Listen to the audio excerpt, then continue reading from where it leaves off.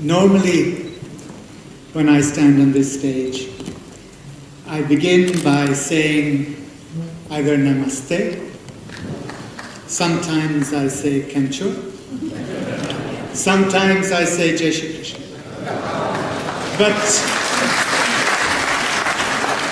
today, there is only one thing to say. Jai Hind!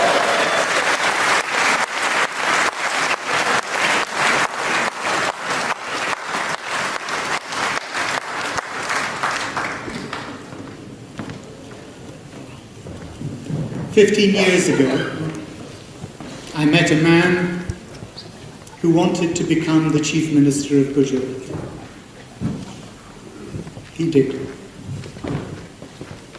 What is it about Gujarat? Mahantas K. Gandhi, Sardar Patel, Narendra Modi.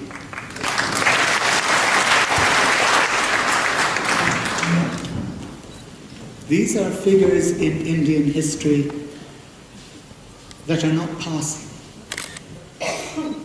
These are figures in Indian history that will go down in history. That man became Chief Minister. What did he do? What did he do as Chief Minister?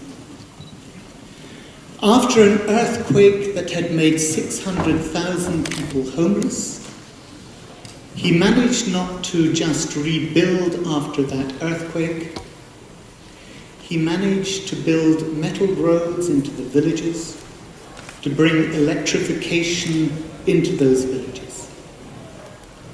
He managed to ensure that the foreign direct investment that came into his state was greater than that which came into the whole of rest of India put together from this country.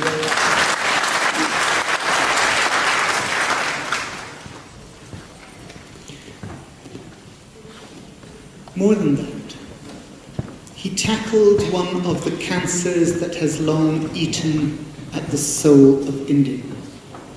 He tackled corruption.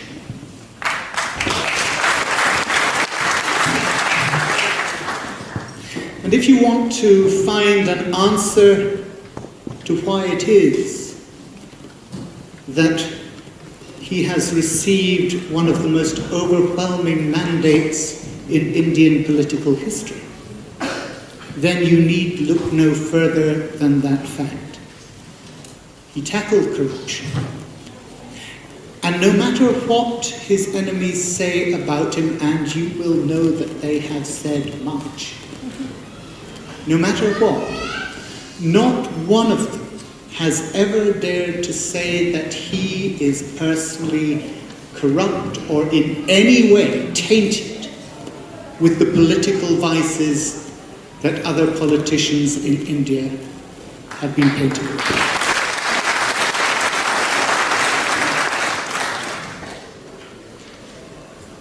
I count myself lucky to have been this man's friend for those 15 years. I love the fact that everyone is now rushing to be his friend.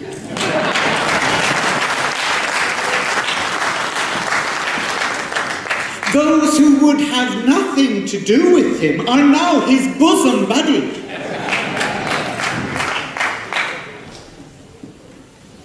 I remember in 2009, he asked me to go to Vibrant Gujarat and to give the keynote address. It was a crowd a little bit bigger than this. But the thing that I will remember from that is to see all the industrialists lining up, one after another, saying quite simply, no matter what their previous political affiliation had been, saying quite simply that this was a man that India needed at the very top, because only then would India see its potential fulfilled. Well, that time has arrived. And there is a difficulty that he faces. He's got a large majority. That is a difficulty. Thank you, may I say, to those of you in Brent who made sure that the Labour Party in Brent had a large majority in these recent elections. But a large majority is always a problem. Because you have many people who are talented and who are also ambitious.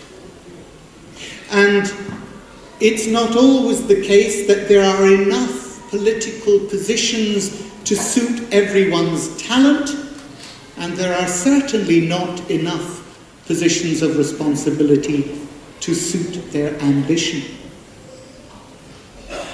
Large majorities come with a heavy price, because you have to provide your own criticism to your own policy. You have to scrutinize more carefully because there is nobody else to do it.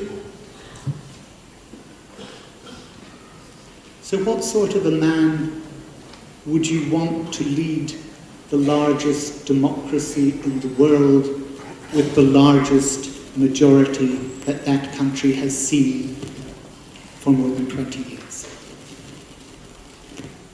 You would choose someone who knew where he came from. You would choose someone who had a sense of integrity and a sense of self. You would choose someone whose principles had been unshaken for decades. You would choose someone who had respect for his mother. You would choose Narendra Modi.